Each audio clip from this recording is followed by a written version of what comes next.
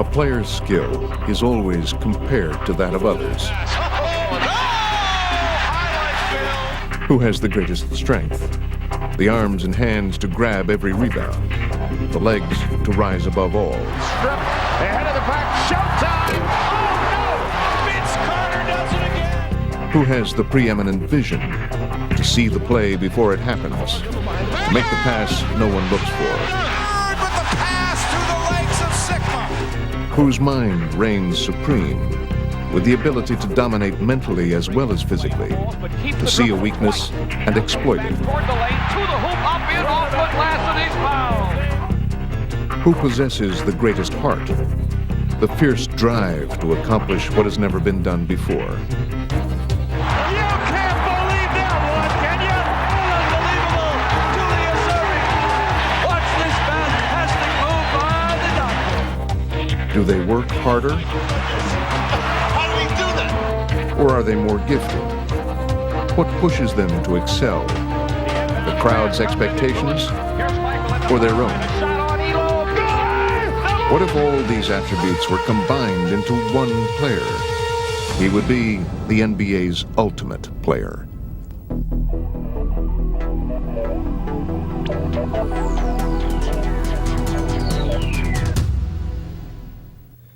In the history of the NBA, there have been few players who can truly be called visionaries. But for those select few, the game isn't seen, it is sensed. Every nuance is detected. Every subtlety is revealed to eyes wide open to the limitless possibilities presented by every play. The thing that I think is most important is instincts, first of all, and also a vision. When I get the ball, at first, I take a picture of the whole court. Look at that pass by Mark Jackson. Mark Jackson with a magnificent pass. Your point guard got to have peripheral vision.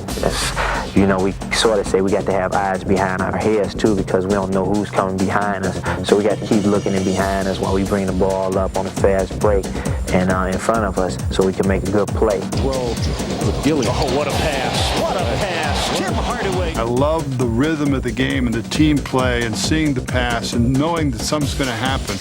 Knowing that I was seeing the court in a way that nobody else was seeing the court because I could see things unfolding. Oh, what a pass. Oh, boy. The eyes with which Isaiah Thomas looked over the court are often overlooked by those who would call him the best little man ever to play the game. Thomas has a 3-on-2. Oh, what a pass! Your peripheral vision is extremely important. Here's Isaiah with a no-look dish. You want to be able to get that pass from A to B and get it to a point where a guy can catch it and score. Isaiah two-time, whips it inside the Lambeer. He was called the Houdini of the hardwood, a nickname Bob Cousy earned not with feats of illusion, but with his field of vision. I have exceptional peripheral vision. That's a tremendous asset to have in basketball when people talk about seeing the whole court. The assets were in place. For someone who is blessed that way, doing the unorthodox becomes very easy to do, frankly. And no one appreciated Cousy's eye-catching performance more than his coach, Red Auerbach. The key to this new style of play is the fast break. Well, Cousy and I had an understanding. I didn't care how he threw the ball, as long as somebody caught it.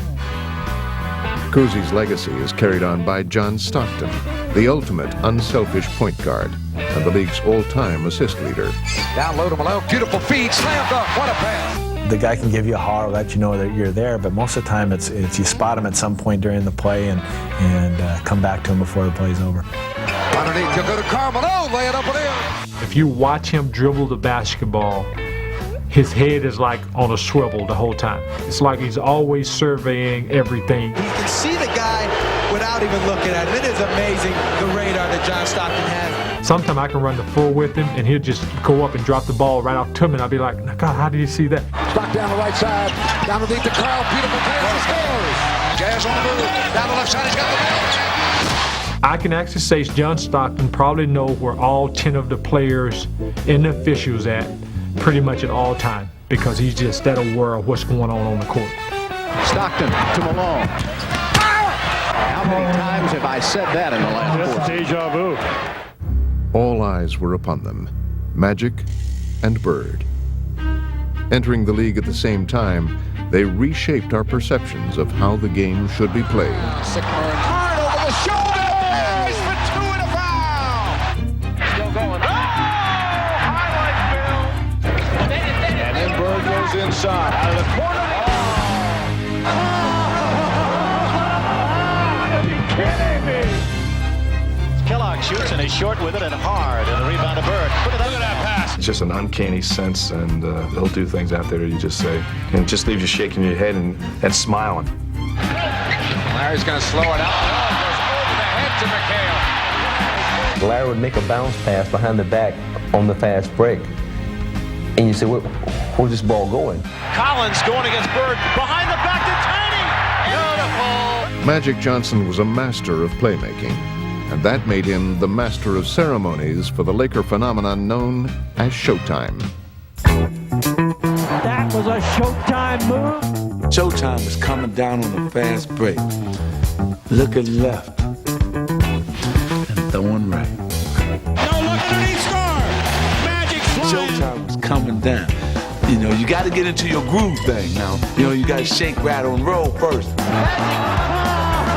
I knew that I could no look and all that, but I was a student of the game. I was smart. A spectacular play by Magic Johnson. You know when you go to a concert to somebody you really love, and they start putting on a show, and then all of a sudden you're up out of your seat, and you don't know how you stood up. You didn't know that you were up because they captivated you. They put you right here. And it's the same way with me. Magic wants it more. Dribble behind the back. What a play!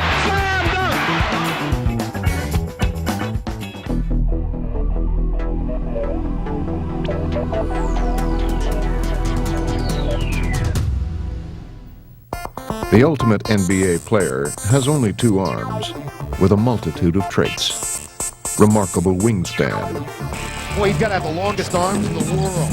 Imposing power that allows him to dominate inside. It's just that awesome strength. It's almost inhumane. Or to reach for and achieve the impossible. Off the glass for Garnett, and he hammered it in. When it comes to defense, long arms mean well-armed from any angle. Oh, what a great block by Scottie Pippen. Oh, Robinson blocking Johnson and got it back again. And to Kempe with the block. There's the long arms of the law. Throughout NBA history, many have used their long arms as intimidating weapons.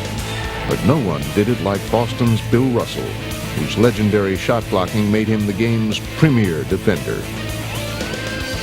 On offense, there is also a call to arms, long arms, as a means to shoot over defenders or to reach above and rattle NBA rims. Alley-oop back to Kevin. Oh, Byron! Woo! And the building is electric off that slam dunk. The first player to use his long arms to dominate offensively was George Mikan, whose revolutionary hook shot changed the game forever. Mighty Mikan is in the pivot, and it's 2 more points for Minneapolis.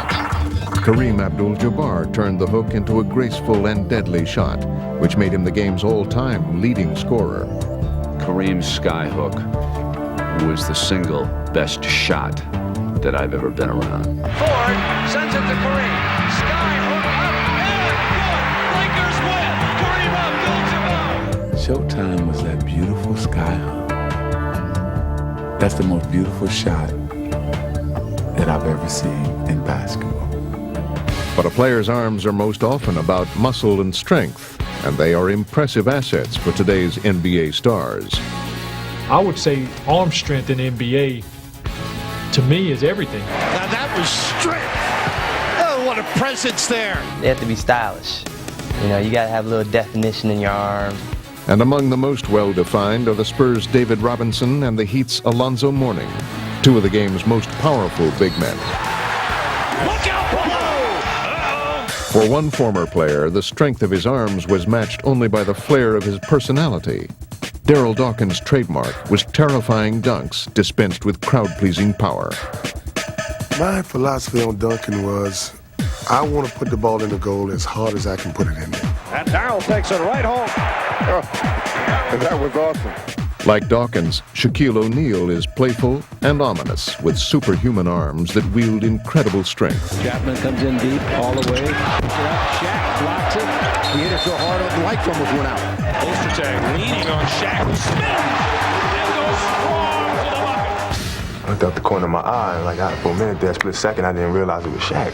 So I turned around, man, he's just coming down like, you know how Shaq cocks it all the way back. I ran out of there so fast, man, don't you ever get underneath me again. Okay. O'Neal follows and almost and does bring down the entire backboard. How strong is he? Well, I think this backboard company will attest to it. But perhaps the most impressive set of arms in the NBA today belong to the mailman, Karl Malone. The only thing I'll tell you about Karl Malone's arms is I wish I had a set like that because I'd be posing somewhere. You know, I've never seen a man built as strongly as Karl Malone is. Malone has worked feverishly throughout his career to develop those arms. Every human being have approximately the same amount of muscle. Look at those arms. He looks like a blacksmith. They can, however, vary in size. And the mailman has often flexed his muscle against helpless opponents. Byron Scott gets past Stockton. Blocked by Malone. What a play! To the mailman, making three. Drive to the alley. Hammered up. But the mailman delivers. Green to the left. He almost ripped the bucket right off the hinges. His arms are very dangerous. Underneath the crowd, he's got it. Reverse to left side. Score it. Count it. And he's fouled. Just pure strength. As a youngster in Philadelphia, Wilt Chamberlain's long and powerful arms made him a legend both on and off the court. What was exciting for me as a kid at 13, 14 years old was to come to his house and see him pick up 350 pounds in a weight. And then see him on the court when he used to just shed guys off of him. And Chamberlain was as confident as he was strong. I think in the long run, I'll be able to handle myself man-to-man with almost anyone in the league. That was a severe understatement, as Wilt dominated the league, once scoring 100 points in a game. The only thing I wanted to do was just try driving on him, which is crazy, because every time I attacked him, he blocked my shot. So I only had to do that about 3 times, and then I knew my lesson not to drive on Wilt. When he entered the NBA, Wilt's unheard-of size and strength had everyone up in arms. First time I saw him, I was in awe. I had never seen a man this size, not only his height, over 7 feet tall, but the shoulders and the strength. You have no idea how physically imposing he was. Strongest basketball player that ever lived. More than records, facts, or figures, Wilt Chamberlain's legacy is the stuff of legends. Wilt was a Paul Bunyan figure, mythic in what he could personally do. Wilt Chamberlain went up to dunk a ball, and Calvin Murphy jumped on him. And Wilt actually completed the dunk, came down, took Calvin off his back, and put him on the floor. You all right, little fella?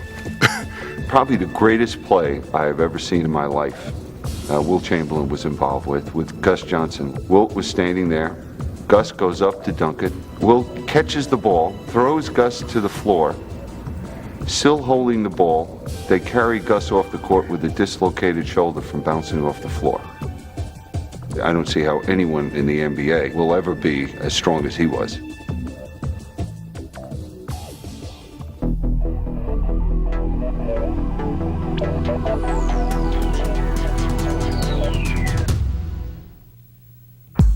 The word hands, as applied to basketball, has a meaning unique to the game. Hands are the player's point of contact with the ball. All his knowledge and abilities are ultimately expressed through his hands. So the phrase good hands doesn't refer to the way they look, but to the way they're used. Stockton steals it. Stockton steals it. Outstanding rebound. A tremendous block. The guy can't get any higher than that.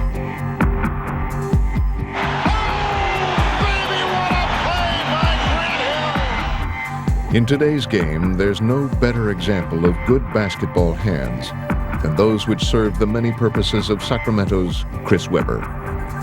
Lobs to Weber with one hand. He sends in some thunder from down under, baby. Whoa! He got some mittens. You know, if you see some of the rebounds he gets, man, you know, they're just cover. You can't even really see the ball. Weber battles, tips, controls. Oh, what a great rebound by Weber. He goes back up strong. He scores! I've been blessed with big hands, but I always grew up wanting to be a guard, so I always did a lot of things, dribbling in the guard drills and throwing it off the wall and catching it. That childhood practice paid off, as his hands are adept at every facet of the game. Oh, by Weber, and man, was that emphatic. Chris Weber, you talk about a big man with great hands. While Chris Weber has his hands in just about everything, there are some players who put theirs to a more specialized use, and their chosen field is quick-fingered thievery. Steal by Peyton. They call him the glove. But the best ever at picking opponents' pockets learned his trade in New York. Walt Clyde Frazier of the Knicks. Silky smooth, lightning quick, and always lying in wait for a steal. He was what you call a great gambler with great hands. So if you allowed him to lull you, I mean, he'd pick you clean. Suffocating defense. Transition basket. The whole package is right here. West across the midcourt, unleashes the Frazier. Drives ahead of the field, down the lane. Layup is good. They say I was like a leopard or panther on the defense, smothering my guy. If I steal one ball, I think I'm going to steal more. Frazier again did it. Isn't that something? Sometimes I could see in guys' faces when the crowd started yelling, defense, defense. Their eyes were blank. Then I tried to get all over them. Frazier made his move to gain possession of the ball and to seize upon the emotions of the moment. Whenever I made a steal, the crowd wouldn't shut up. I could see in guys' faces the anguish. It becomes frustration, you know, devastation. There was no fire, no desire in their eyes. They lost it. Pass stolen by Frazier. He drives down the lane, lays it up, and good. Incredible defense by the Knicks. Some players manipulated their hands in delicate brushstrokes, as with George Gervin's celebrated one-of-a-kind finger roll. You know, I just think that was just a great shot for me. Because couldn't nobody block it. You know, you just roll it over their fingertips, you know, and they think they got it and it just roll over. Connie Hawkins also made the most of his hands. And of course, That's Wise Jordan. Oh, give him a 10. Michael Jordan at his best. There's very few people on this planet that can do this. He's just simply amazing. Out to Jordan, down the lane, all the way. Jordan. Oh, a spectacular move by Michael Jordan. Julius Erving revolutionized the way NBA hands are used. His complete control of the ball with one hand was the launching pad for his aerial game. Doc would do things that was really, really different because he had these large old hands. You see, when he palmed the ball, it looked like a little orange in his hand. Oh, what a shot by the doctor. What a play by Irving. That's a play that only Julius could make. It's 89-84. Sixers, and they get inside. And unbelievable. Julius Erving. Watch this fantastic move by the doctor. But if the hands are truly the ultimate extension of a player's mind, talent, and tenacity, then the nod for all-time greatest must go to Larry Bird. There was nothing Larry Legend couldn't or wouldn't do with his hands.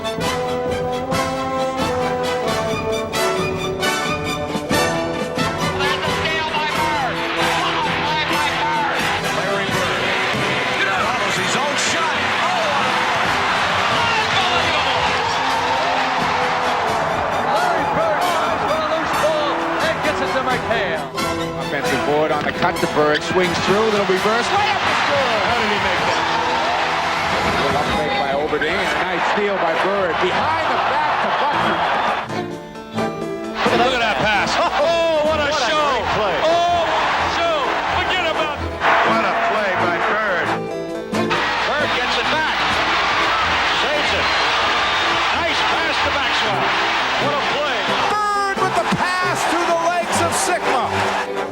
I don't know if it was just growing up in French Lick, Indiana and working on the farm or what.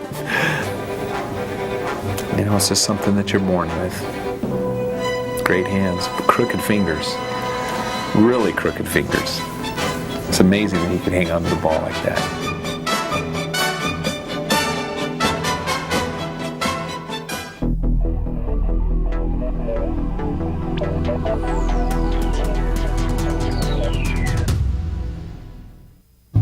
And now I want you people to sit down and relax, because what you're about to see, you may not believe even after you've seen it.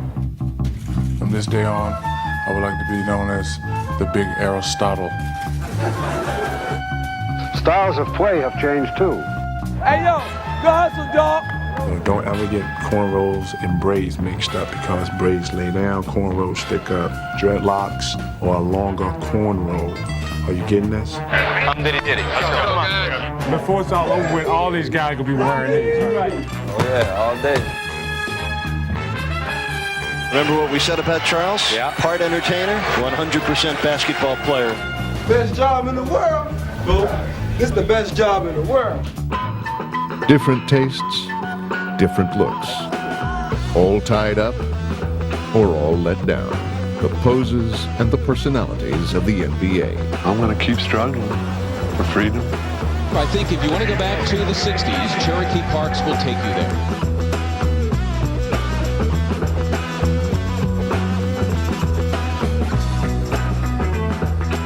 He just let it all grow out tonight,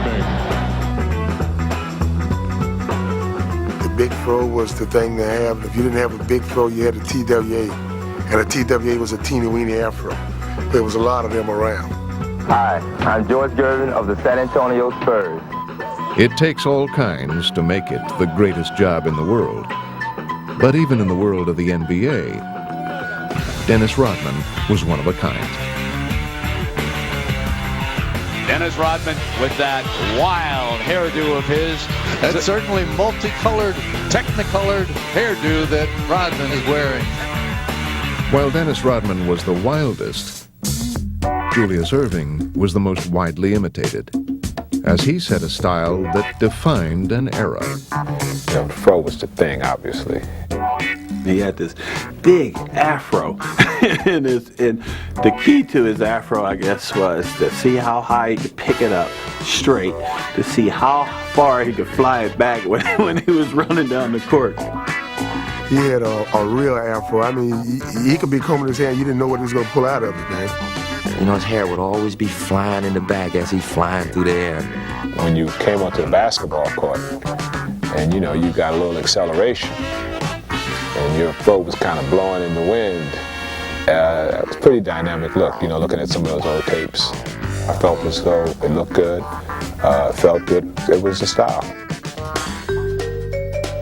But there's no simpler way for a player to express himself than with his mouth. I don't play around. I don't play around. I'm gonna get you back. Go ahead, shoot it right now. Protect the basket! Let's go. Let's go.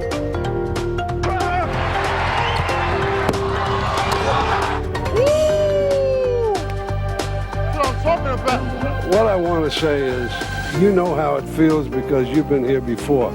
Me, I haven't scored a point. Yeah, but you kind of brought the guys here that scored the points. Well, so you're overpaid. You can't get too close to Michael, it's a foul. SHAQIEMOUS.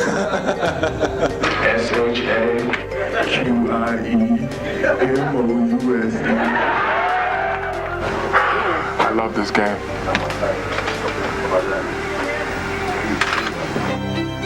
Nobody has talked longer or louder than Charles Barkley.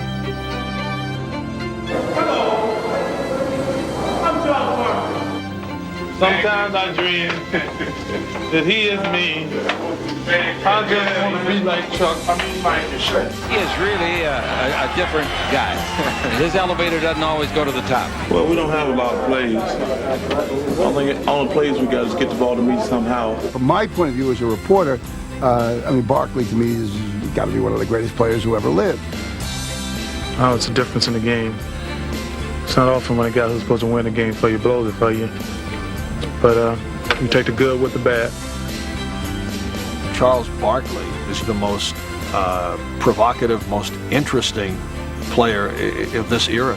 God want us to win the world championship. I don't know if I go that far, Charles. I talked to him the other night. But ain't no one player can guard me, and y'all can write that down. Quit reaching, Ope. You know you can't guard me, boy. He'll always leave you laughing or guessing or sometimes annoyed, but he's great to talk to. Somebody had to be me. He might as well be me.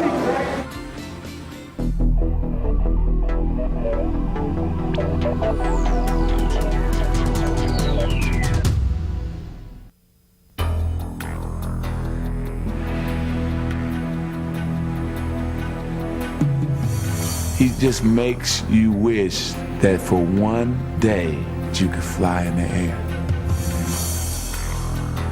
He worked so hard every second that he was on the floor that he would win games by attrition.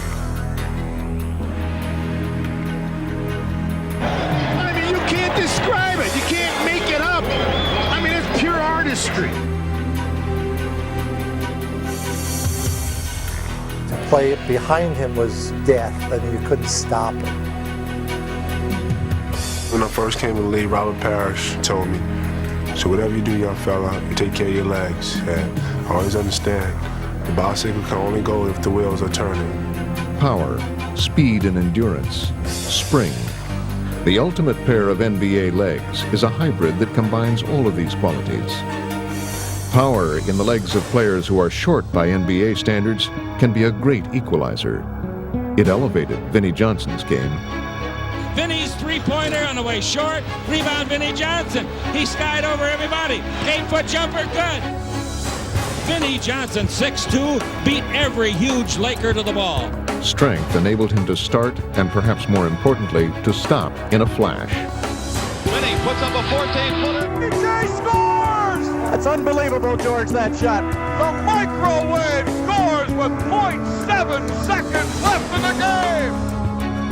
World B. Free had a similar ability to stop and rise without forward momentum, to release his shot over taller defenders.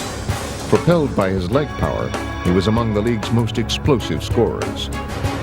Prince of midair, he calls himself, but Lloyd Free at 6'1" just jumps over the big guys inside. Center Wes Unseld was known more for holding his ground than for rising above it.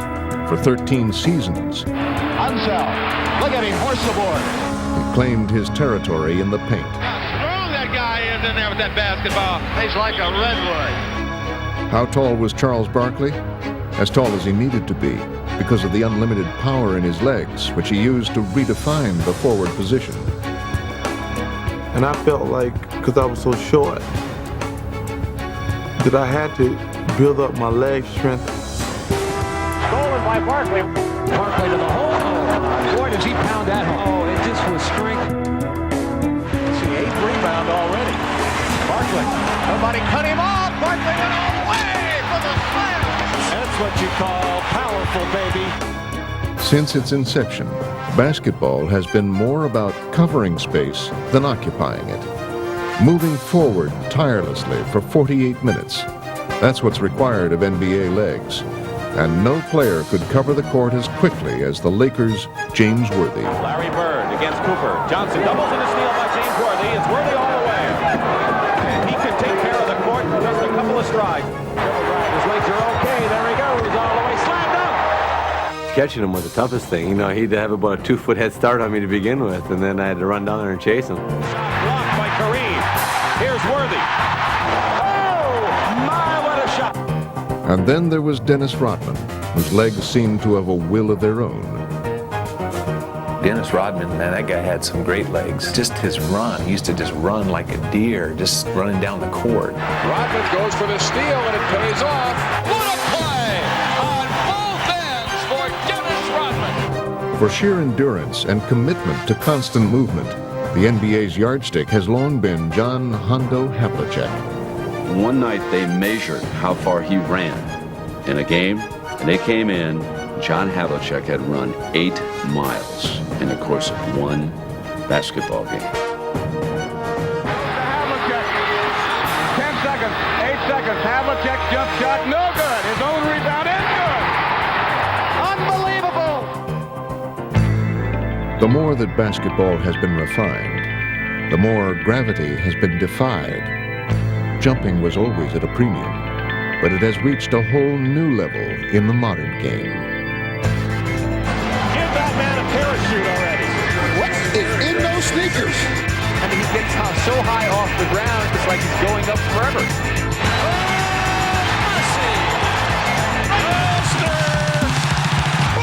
The human highlight film Dominique Wilkins added to his reel with every assault on the hoop.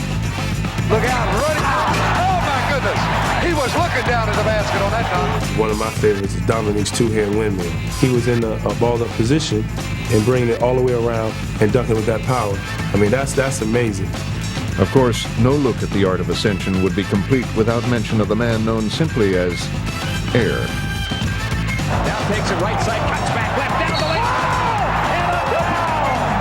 And how high can you jump? Michael Jordan at his best. There's very few people on this planet that can do this. The origins of many of today's dunks can be traced to Julius Erving, a pioneer of NBA flight. Doctor's back. House call. He was doing things back then that was just unreal. And I almost got a technical foul for jumping that high out my seat because I couldn't believe the man doing these things. Yes, he's got it. Here he comes. Way rock the baby to sleep and slam dunk. The doctor made a sensational play. In the new millennium, that legacy is being honored and enlarged by players who have elevated the game ever higher above the rim, setting new precedents with each game and pushing the envelope of creativity.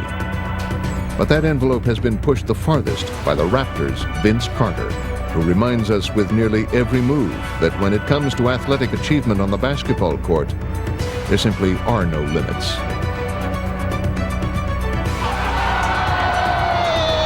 Let's go home, ladies and gentlemen. Let's go home. Vince Carter's doing dunks that Dr. J used to do, but, making it look even better.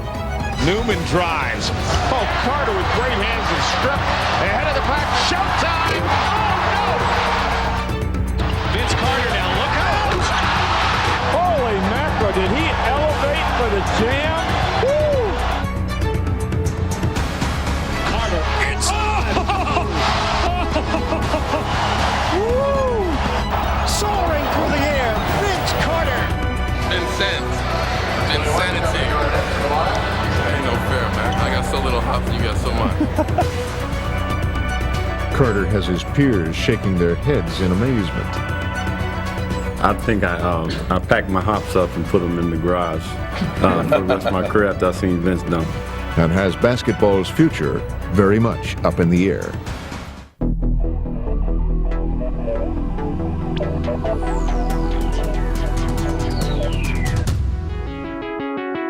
Feet, the foundation of the ultimate NBA player. But what material do you choose? The speed of some of the fastest guards ever to play? Or the agility of the game's great big men down in the low post?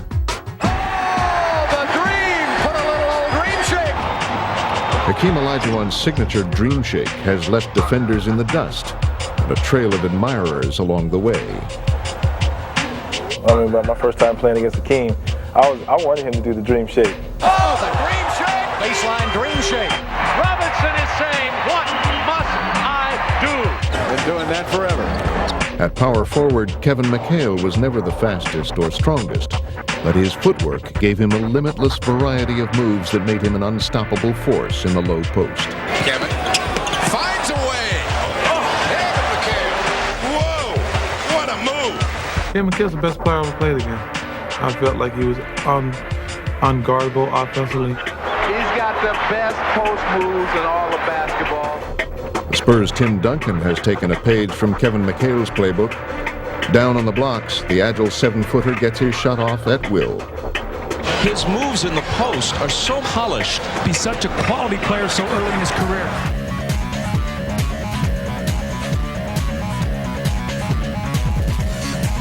Nate Tiny Archibald's quick feet carried him to a Hall of Fame career. He weaved through players to make difficult shots or to create easy ones for his teammates. Tiny brought quickness to any team that he's ever played for. He was one of the 2 or 3 quickest and fastest guards that have ever played in the NBA. Ball Edge at the top, penetrates, goes in for the layup. It is good. Is he exciting? I'd pay to see him. At 5'3" and change, Muggsy Bogues has not only survived, but excelled in a land of giants. Bringing the ball up the court, you know you got to get lower than him because he can just jet and take the ball from you. Fumbled for a moment. Bogues picks his pocket. What a steal by Muggsy Bogues. Time to roll, baby. Time to roll.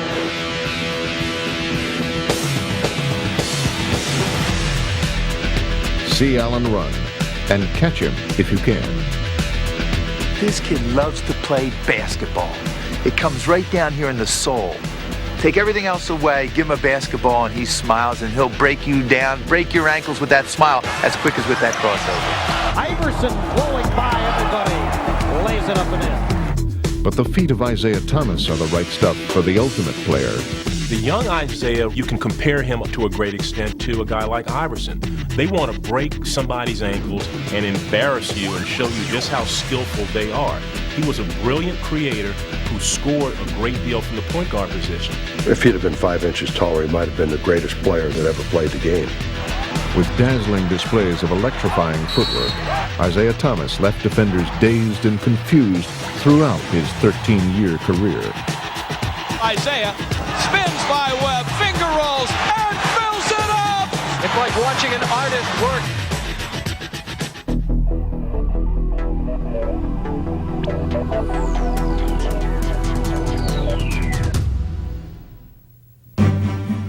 It is the body's command center, its organic computer, always at work,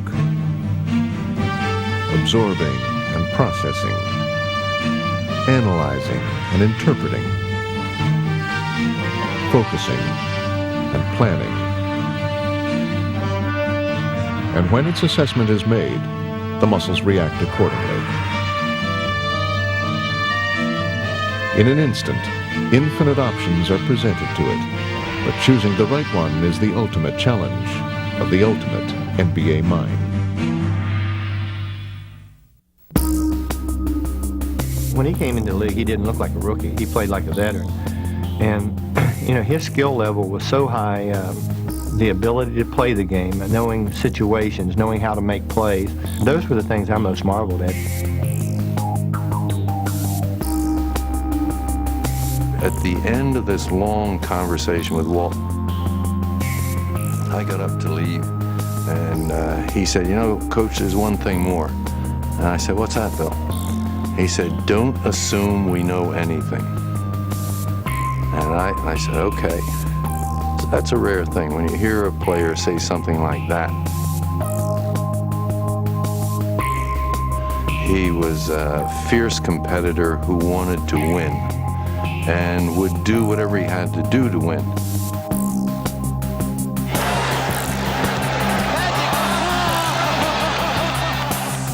There wasn't anything that he didn't do that wasn't thought out. He might have put a little extra swirl on it at the end, but it was always on the money and for a point. You know, just watching him dribble up that court, looking you right in the eye, and not knowing what he's going to do is the scariest thing you ever want to be involved in. This man can concentrate at a very quick pace. Game time comes and the focus is there and it's quickly done and he's able to get his mind on the spot at the moment and at the point. It's total readiness to respond to the necessary needs of the moment. Michael Jordan is in another time, in another space, on another plateau. He dreamed the game. He knew what was going on in everybody's mind. That fake. He would just keep thinking and thinking, and the more he thought, the better he got. Now he's going to slow it up. Goes over the head to McHale. This was the smartest guy in the world of basketball. Now they clear aside for Larry. Fakes it. Bird. There's the play of the game, right there. He wore number 6, and it seems only fitting, as he possessed a sixth sense for the game. Bill Russell explored basketball's depths from the inside out. I think Russell was the foxiest, smartest, meanest player psychologically that ever played the game. He had a book on everybody. He knew where this guy liked to take a shot. I mean, he took defensive basketball and made it an art form. What a block by Russell! He is so bright that you can never fool him twice in a season on the same move. Russell didn't try to block every shot. He could have blocked many more shots. Russell waited till the right moment to block a shot. Russell would lull an opponent into thinking he could make a certain move, and then in the 2 minutes to go in the game, make the same move for the 4th or 5th time in the game and find the ball put down his esophagus.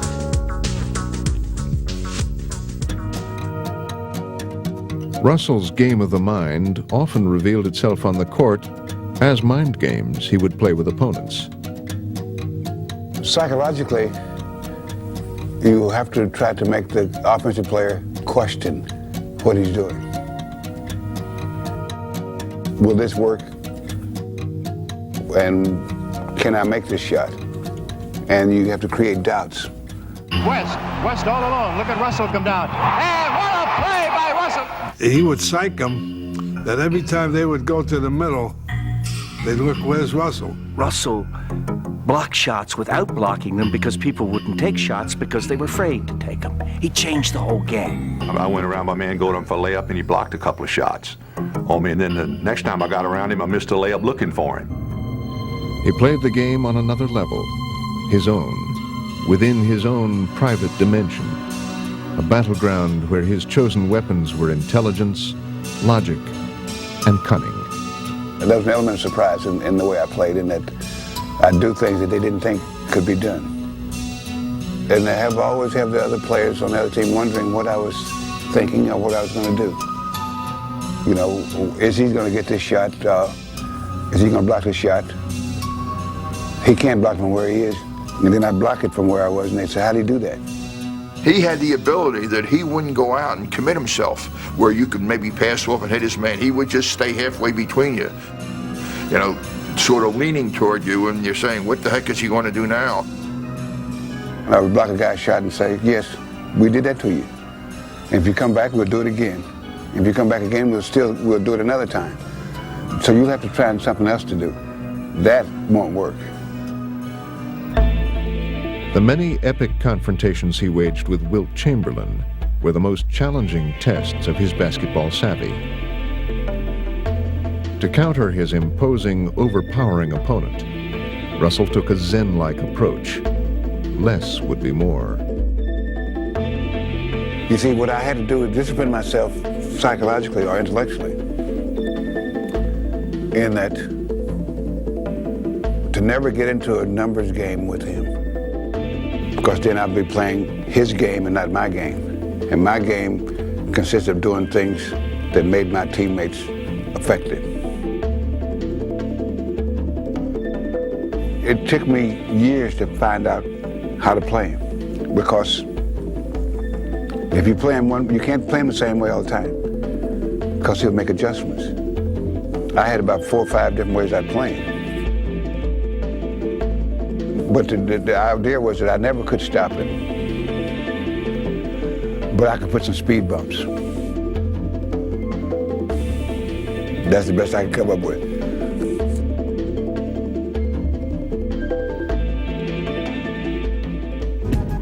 Perhaps his greatest mental ability was to sift through all the mind's clutter, to discover and harness purity of purpose, a distilled dedication to one goal, winning. Russell had an attitude, and most people would just say plainly a winning attitude. That doesn't really describe it all. He thought he was the best defensive player to play. He also thought he was the best all-around player to play. Yeah? And he thought that any team he plays on should win every single game. So that sort of permeated the entire team. How can we lose? We can't lose. That was Russell's gift.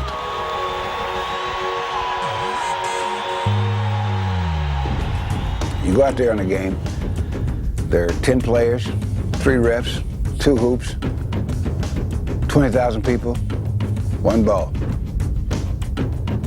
And what's going to happen with that ball is the most interesting thing.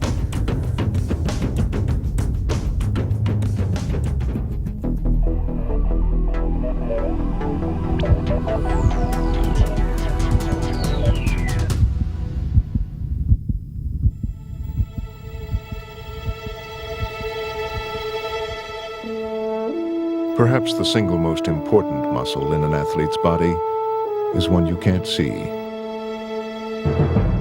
Its resilience is the root of character. Its strength defines the depth of one's will. Its size measures greatness, revealed through effort.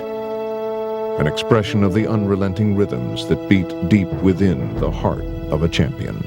When a player is so unique in his commitment to the game, his commitment to excellence, his willingness to sacrifice, you know that they're going to put everything they have on the line. Those are the truly great players in the history of the game that have defined what basketball is, and it's a rare group indeed. Let's push ourselves right now. Let's push ourselves right now. Stay tough. Stay tough. That's what it's about. The difference between victory and defeat often comes down to an intangible that can't be found in a stat sheet. Simply, who wants it the most? That's just effort. That's all effort. It comes down to focus, it comes down to intensity, and it comes down to courage and will. I was always taught that every time you had an opportunity to get the ball, you better take that chance. Every loose ball could be the outcome of the game. Every rebound, every time you did something to help your team, it was a plus for you. Birds in the crowd trying to get a loose ball back, and by golly, he doesn't. My mentality was I was going to try to last longer. It was an endurance race for me, and you're going to be able to do a lot of things against me and make me look bad, but I'm going to last longer than you. It's like being in a fight. Playing with reckless abandon can take its toll, but the great ones somehow find a way to persevere. Later on in your years, you'd lay there on the training table and you'd rub your legs and you'd say, come on, legs, come on, just give me one more game. I'll quit after this, just give me one more game. That's all I want. You go out and play that one game. Then the next game, you'd be there on the training room table and you'd go, you know, I like to lie a little bit, legs, you know that, but this time I'm serious. Give me one more game. Give me one more game. I remember laying there on that floor, you know, wincing in pain. And if you're not strong enough mentally to overcome and you can't persevere, then you'll fall and you'll be like everybody else in the league. How many times have we seen Isaiah? He presses the inner button in the heart, and all of a sudden he just takes it on. Willis Reed's display of heart in the 1970 finals will be remembered forever. He could barely walk on his injured leg, but he refused to sit out the seventh game. This is what I dreamed about as a high school kid. This is what I worked so hard for in college. Not only me, but everybody else in that locker room. And I thought that for me not to go out there, then I would be letting them down. I wasn't going to let that happen.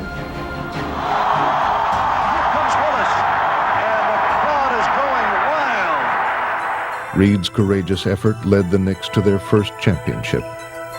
But while his heart inspired their victory, others have needed heart to overcome the bitter sting of defeat.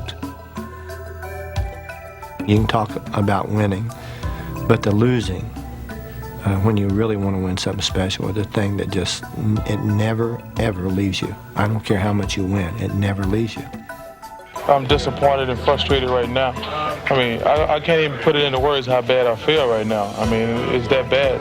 You know, most of the people out there, they don't understand. They think it's just a game you play. This is your job, and you really care about winning and losing. Boy, does it hurt when you know it's not going to be your ring. I don't deal with losing well already, and then here it compounds by me not playing well.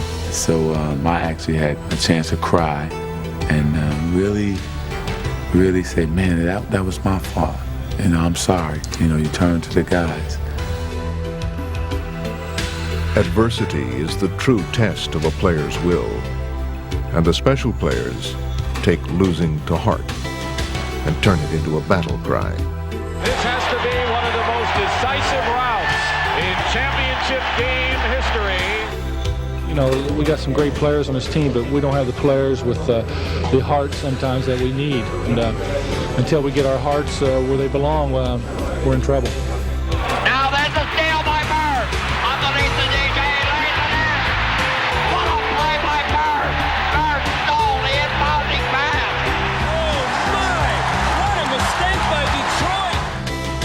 find out a lot about yourself, not when you're on the top, but when you're on the bottom. Isaiah, if you could, just one more time, the final 5 seconds. You see Bird coming in all the way. And you will get hit so hard that you really have to, like, question, is it worth it? But then you wake up the next morning, you come back twice as strong and twice as committed. Here's Isaiah. Let's see what we got. All the way up. Go! That is literally carrying a team on his back. Those with the biggest hearts know no fear. Their resolve resonates from within when the game is on the line. It's a Laker ball and a shot to win it. Down by 1. 5 seconds to go. Second left. And you got middle, just what I thought. A hook shot at 12. Good! You're not always going to be successful, but if you're scared to fail, you don't deserve to be successful. Robinson on Barkley. It's his game to win. Barkley, 20-footer, yes! Sometimes you go over on the bench and everyone starts looking at you and you say, well, I think I'm the only guy over here. But you'd be surprised. There's a lot of players that just don't feel comfortable doing that. A lot of them don't want the responsibility, and there's a certain responsibility because you don't always succeed. And when you've done it before, people expect it. 2 seconds, 1 second. West throws it up. He makes it. West threw it up and makes it. Over half court. It's like Robert Parrish always said, there was 40,000 eyes on Larry Bird because they knew he was going to get the ball. And we knew it, our opponents knew it, now it's just up to them to stop it. All right, here's Dennis, gets it into Bird. Larry, a runner. Got it! Boston wins! I've always said if you're up by 1 point and there's about 7 seconds on the game clock, anybody will take that shot when they're ahead, when it's tied even. But when you're down 1, you really separate the men from the boys. The double team in Bird. Larry, fake, fall away. All right! You are watching what greatness is all about.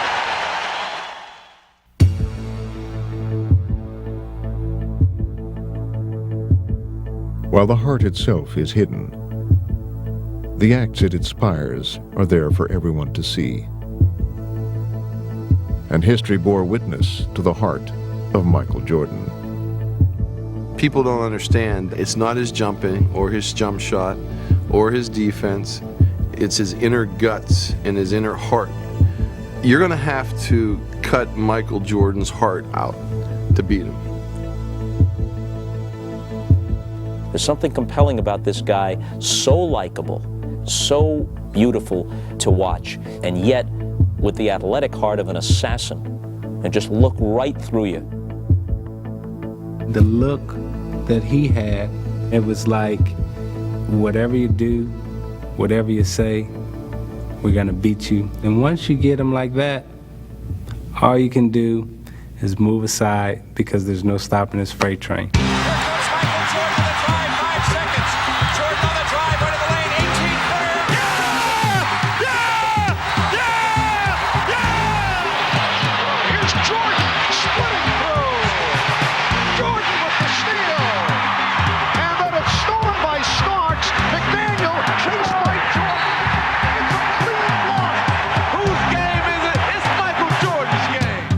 He's like a pit bull. If you look at a pit bull in the eye, he takes that as a challenge, and he's gonna bite you. Oh, what a drive! Oh, what a drive! The best way to play Michael Jordan is start looking this way, this way. You don't never make eye contact with him, because then he's gonna go out and beat you. Stolen by Michael. Into the right. Michael dumps the ball and a foul. Oh, my! Early in his career, Jordan's athletic talent was the known quantity. But what of his competitive drive? It soon was universally recognized as the force that drove him and his teammates to excellence and accomplishment. You got it, Dennis. That's enough, man. That's enough. Michael is a tough guy to work with. He'd get in people's faces and tell them they weren't doing the job, or he could come in at halftime and explode in the locker room, and I'd come in and find the locker room chilly. Keep your head. Hey, you doing in the final? Let's go. Keep your head. Everybody's here together. The will that Michael brought to the game, the sheer energy, we're not going to lose no matter what. The inbounds pass comes into Jordan. Here's Michael at the foul line. A shot on Elo. Good! The Bulls win! They win it! I wanted to win so much, so bad. I put forth so much effort. The players started to get a feeling of what type of competitive drive and competitive attitude I had. As a leader, you want to be there for your team. As long as I'm able to walk and run and shoot, I've always been there. Sick, it didn't matter. A courageous, classic performance by the flu-ridden Michael Jordan. Where there was his will, there was a way for the Bulls. At the heart of their 6 championships was the immeasurable heart of Michael Jordan. The toughest part was trying to stay on top. Many days that you felt like, well, is it worth it? Could you just somehow take a day off and get by and yet still achieve what you want? But, those are the moments that you push yourself. He's just simply amazing. He does whatever he has to do to beat you. I felt compelled each and every day to go out and take an extra mile.